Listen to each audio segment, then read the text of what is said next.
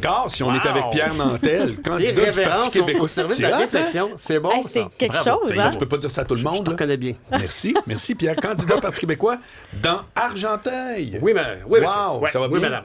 Toi, tu connais Oui. très bien Isabelle Perron, je pense. Oui, Ben, on on se a travaillé connaît, ensemble. oui. Puis je pense que, comme tout le Québec, on te connaît parce que t'es partout tout le temps.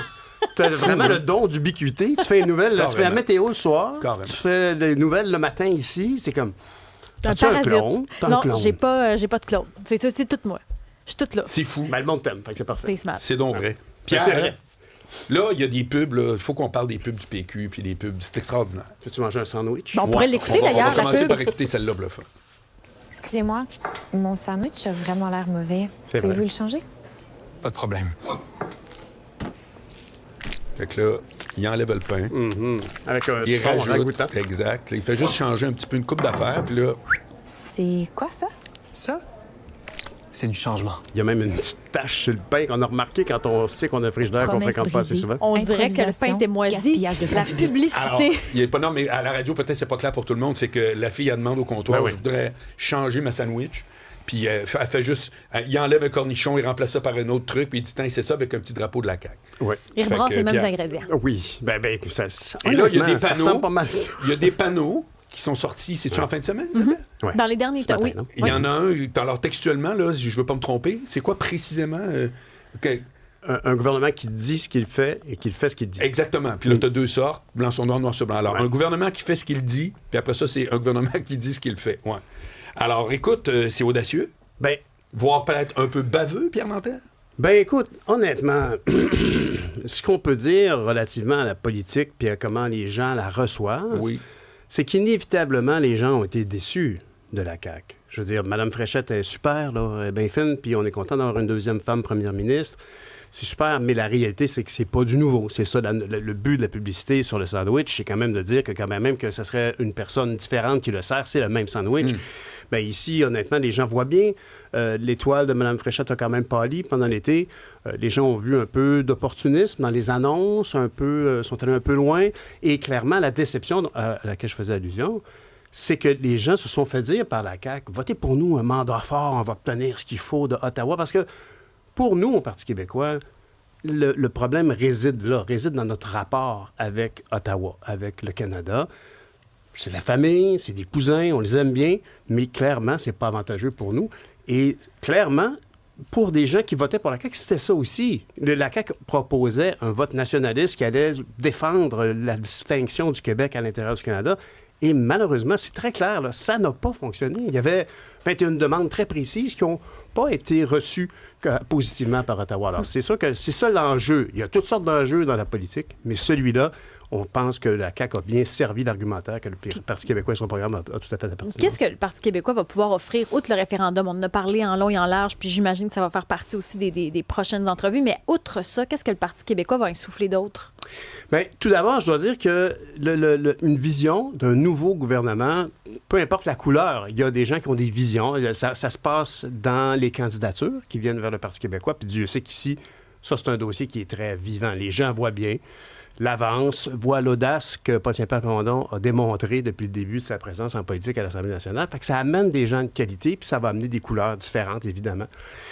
Mais je dirais que le fardeau de la preuve que le Parti québécois a pour présenter les avantages d'un Québec souverain, les avantages de trouver une entente pour travailler avec le Canada, pour arriver à convaincre les gens de ça, il va falloir qu'on soit un super gouvernement.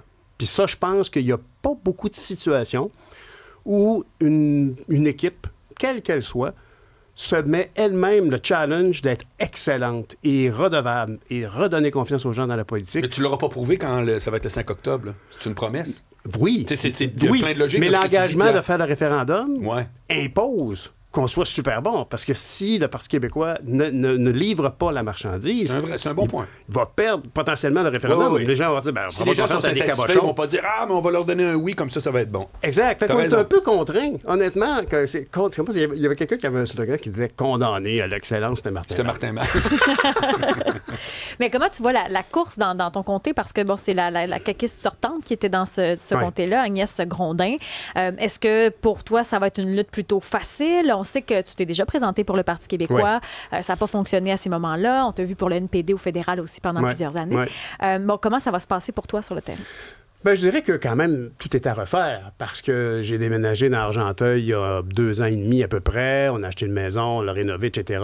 Bon, c'est sûr que là-bas, les gens me connaissent à peu près pas. Là. Je veux dire, puis aussi, c'est quand même un endroit où c'est beaucoup moins dense, à part les grandes villes comme La Chute ou Saint-André d'Argenteuil un peu, puis du côté de Morin Heights, c'est Adolphe Doward. Et d'ailleurs, c'est quand même représentable. Tout le monde entend ce que je viens de dire. Saint-André d'Argenteuil, Saint-Placide et Morin Heights. Oui, la circonscription fait le grand écart.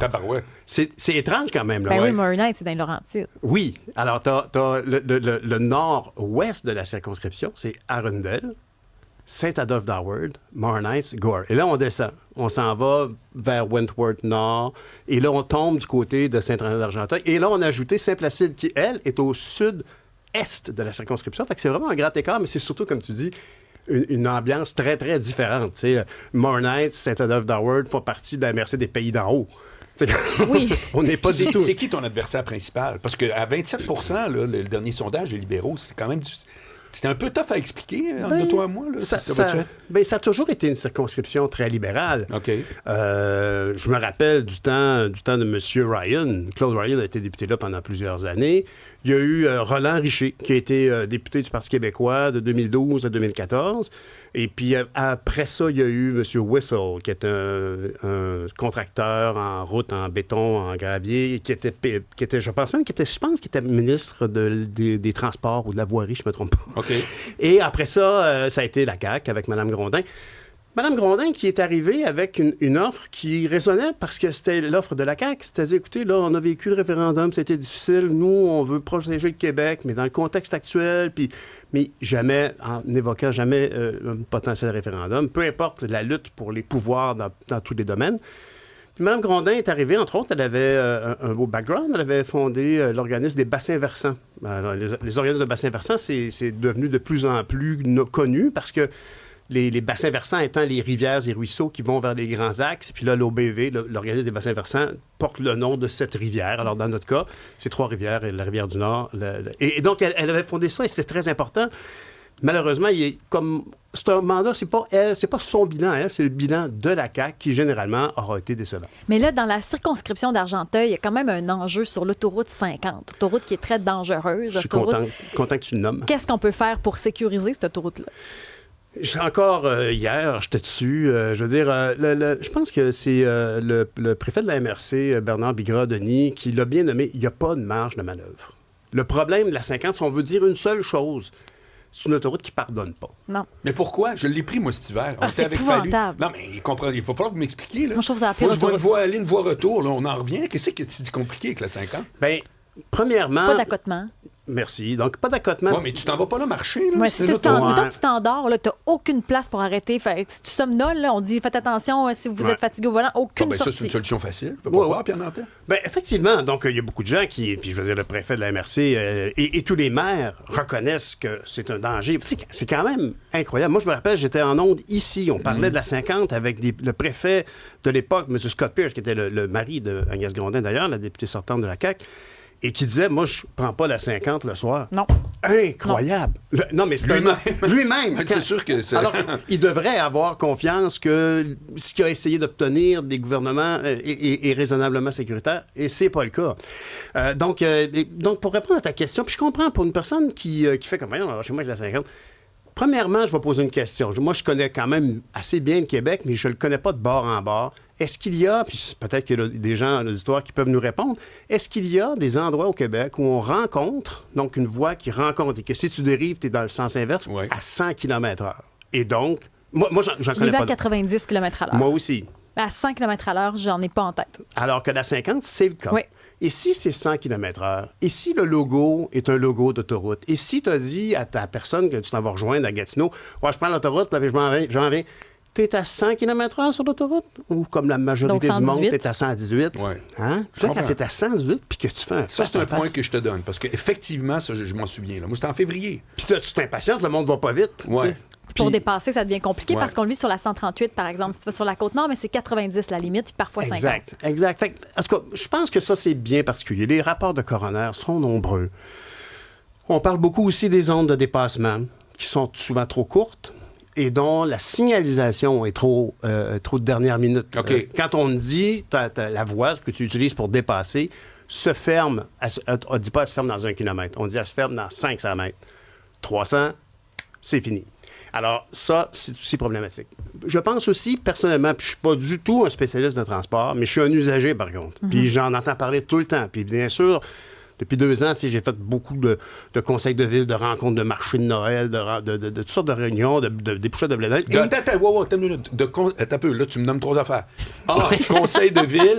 B, épluchette de blé d'Inde. C, marché. C'est quoi le lien? Ben, c'est il rencontrer fait du beaucoup monde. Tu sais, je veux dire, d'activités. je vais pas juste au Canadian Tire acheter du Donatigel puis je retourne chez nous. Il mange du blé d'Inde. Je mange du blé d'Inde, je vais à l'épicerie, je parle avec du monde, j'ai une Ouais, casquette mais comme tout le PQ. monde, c'est quoi l'affaire? Ben, c'est que tu parles avec le monde. Tu restes là depuis 2 ans. Les gens ils disent ah oui, ben là, moi, je prends pas ça à 50, moi, je prends ça à 48. Ah oui, ta fille est survenue, ben, revenu Ça veut dire tard. que le monde, ils te reconnaissent. T'as commencé tantôt en disant, ouais, je suis pas très connu. Mais moi, le monde à une épluchette de blé d'Inde ou au Walmart, ils me parlent pas, là. Non, ben quand même, honnêtement, c'est embryonnaire, cette situation-là. Mais c'est sûr que je le provoque le plus que je peux. Moi, j'essaie d'entrer en contact avec les gens. Puis c'est injuste que la région d'Argenteuil soit aux prises avec ce problème-là. Puis juste, ben, je vais te laisser aller. Ben écoute, essentiellement, ce que je trouve aussi, mon impression d'usager, c'est que les indications routières manquent de fermeté. Tu sais, quand tu te... Puis là, comme je te dis, je suis pas un spécialiste. Non, mais puis le monde n'aime pas ça se faire dire quoi faire. Mais la réalité, c'est que le monde va sur une autoroute, ils vont trop vite, ils dépassent, ils s'impatientent quand il y a quelqu'un qui lui dit, ben là, c'est une route où ça rencontre, je vais à 90. Oui. Là, les gens s'impatientent. Et quand on arrive dans une zone plus large, on peut dire que ben, c'est là que la personne va dépasser. Ouais. Ben oui, mais c'est aussi là, où l'endroit que la personne a un peu peur, elle accélère. OK. Elle accélère. OK. Fait que là, le dépassement s'éternise. Ouais. Puis on arrive trop vite à la zone et ça fait. Alors, et l'affichage. Ça, je suis pas une légende urbaine. La 50 est problématique. pas Non, du mais tout. je vous crois. Je Mais veux là, juste te dire comment... que... Mais c'est correct que tu es là pour ça. Ben, bon, oui puis non, mais... Mais comment on la sécurise? Donc, comment on ça va devient parler de mis? ça après la pause. OK, parfait. Parce que Puis Pierre salutations Nantel- à Non, mais Hugues. t'es ici pour un bout, Ah, là. absolument. Puis il y en a On est là plusieurs qui nomment la 55 Nord Trois-Rivières, les autoroutes qui se croisent. Là. C'est Oui. vrai que je la prends souvent. 55 Nord, il y a plusieurs Je l'ai textos. pris Là. très souvent, Hugues, d'ailleurs. Éric, Ben oui, mais moi, il a je n'avais raison. pas vu Du de côté de problème. Saint-Tite, etc. Exact, juste avant. La 50... Quand Ça t'arrives à rencontre, c'est plus Shawinigan... l'autoroute. Bon, mais on aura de voir le bilan routier. Pierre Nantel, candidat du Parti québécois dans la circonscription d'Argenteuil, est avec